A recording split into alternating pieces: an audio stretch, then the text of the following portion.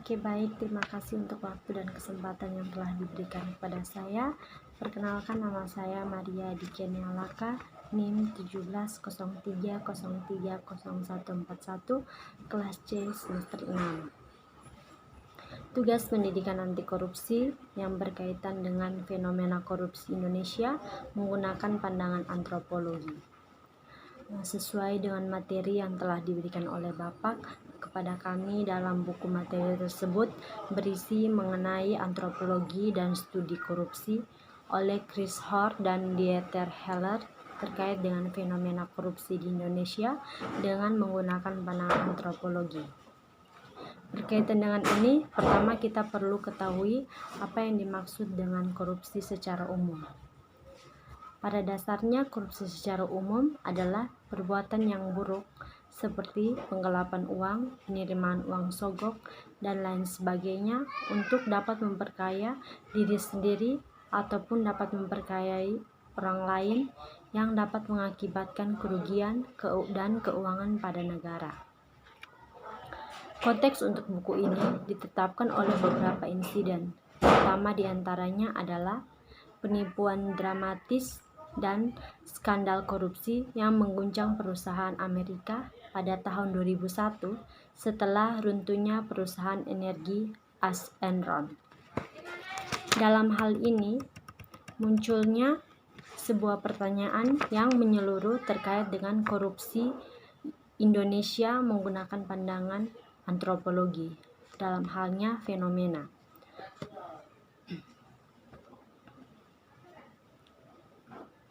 Sebuah pertanyaan menyeluruh yang membingkai analisis dalam buku tersebut adalah kontribusi apa yang dapat dilakukan antropologi untuk memahami korupsi di dunia saat ini. Seperti yang ditunjukkan oleh para kontributor dalam buku ini, melihat korupsi dari perspektif antropologis perlu menarik perhatian kita pada masa makna representasi daripada pendekatan kelembagaan yang lebih konvensional dan mengembangkan modal teoritis yang tampaknya menjadi ciri dari begitu banyak literatur studi korupsi.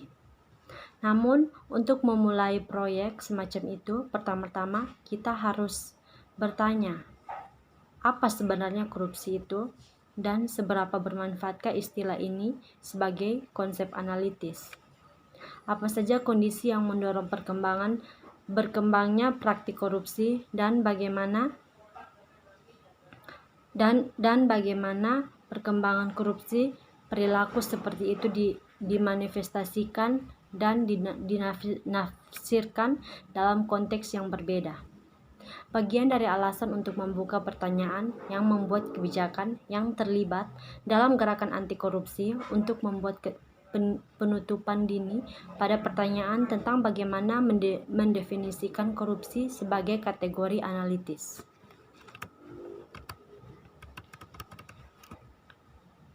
Menurut Bank Dunia, seluruh debat itu sekarang ditutup dengan efektif. Korupsi dengan tegas menegaskan adalah penyalahgunaan jabatan publik untuk keuntungan pribadi. Di dalamnya Bank Dunia pada tahun 2002. Dan berdasarkan definisi ini sekarang bertumpu pada serangkaian kebijakan mengenai transportasi, liberalisasi, dan pemerintahan yang baik. Tetapi definisi ini mengurangi korupsi hanya menjadi masalah individu yang tidak jujur atau apel busuk yang bekerja di sektor publik. Ini juga mengurangi penjelasan untuk korupsi menjadi keserakahan individu dan kejahatan korupsi sehingga menjadi fokus kita.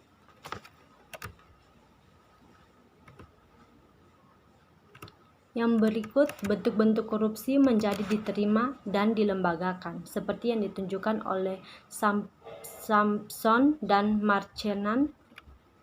Antropologi juga dapat memberikan kritik yang bermanfaat terhadap literatur anti korupsi yang sedang berkembang dan konsep pemerintahan yang baik yang saat ini menggerakkan kebijakan Bank Dunia di IMF. Akhirnya antropologi korupsi tepat waktu hanya karena korupsi telah menjadi aspek yang lazim dari agenda politik pasca perang angin. Perang Dingin. Sekarang diakui sebagai tidak hanya masalah endemik yang diduga terbelakang dunia ketiga atau negara-negara berkembang termasuk Rusia, anak benua, India, Amerika Latin, dan sebagian besar Afrika, tetapi semakin lazim di jantung demokrasi kapitalitas maju seperti yang ditunjukkan oleh runtuhnya Enron, Arthur Andersen, Bank Perdagangan dan Kredit Internasional. Sejak tahun 1990-an telah terjadi peningkatan jumlah skandal korupsi profil tinggi yang melibatkan organisasi-organisasi besar internasional.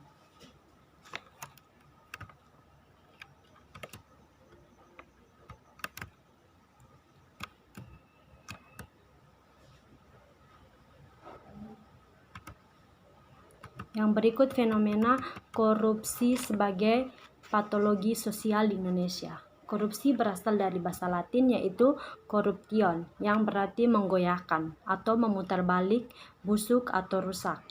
Secara harfiah, korupsi adalah perilaku pejabat publik dan politikus atau politisi maupun pegawai negeri yang secara tidak wajar dan tidak legal memperkaya diri atau memperkaya mereka yang dekat dengannya dengan menyalahgunakan kekuasaan publik yang dipercayakan kepada mereka.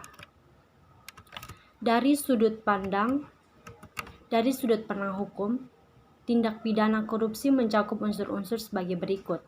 Yang pertama, perbuatan melawan hukum. Yang kedua, penyalahgunaan kewenangan. Yang ketiga, memperkaya diri sendiri, orang lain, atau korporasi. Yang keempat, merugikan keuangan negara atau perekonomian negara. Korupsi telah dianggap sebagai hal yang biasa.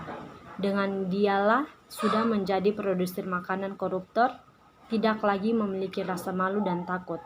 Korupsi menggunakan pelanggaran terhadap hak-hak sosial dan hak-hak ekonomi masyarakat, sehingga korupsi digolongkan sebagai kejahatan yang luar biasa.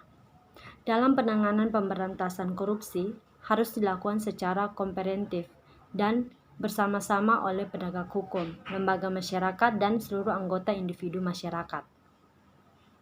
Namun, tidak berarti dalam sistem sosial yang demokratis tidak ada korupsi. Bahkan bisa hampir lebih parah praktek korupsinya. Jikalau kehidupan sosial politiknya toleransi, bahkan memberikan ruang terhadap praktek korupsi tumbuh subur. Korupsi juga tindakan pelanggaran hak asasi manusia.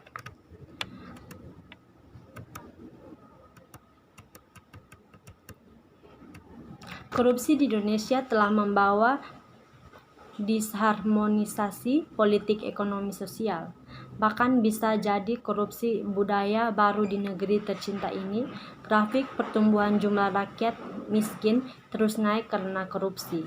Dalam kehidupan demokrasi di Indonesia, praktek korupsi makin mudah ditemukan di berbagai bidang kehidupan. Pertama, karena lemahnya nilai-nilai sosial. Yang kedua, kepentingan pribadi menjadi pilihan lebih utama dibandingkan kepentingan umum. Dan yang ketiga, kepemilikan benda secara individu menjadi etika pribadi yang melandasi perilaku sosial sebagian besar orang. Yang berikut tidak ada transparansi dan tanggung gugat sistem integratif publik. Biro Pelayanan Publik justru digunakan oleh pejabat publik untuk mengejar ambisi politik pribadi, semata-mata demi promosi jabatan dan publik semakin terabaikan, bukan prioritas dan orientasi utama. Dan dua alasan ini menyeruak di Indonesia pelayanan publik tidak pernah maksimal karena praktik korupsi dan demokratis justru memanipulatif korupsi.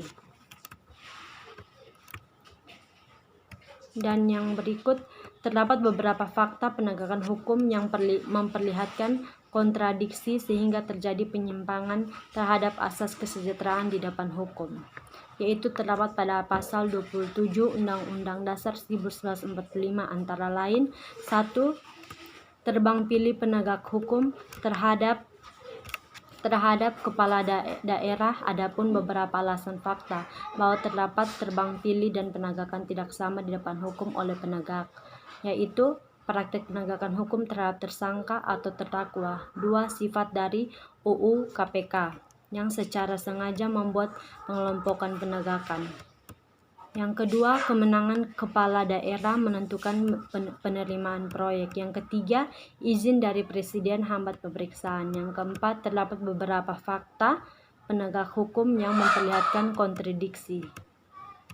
Dan yang kelima,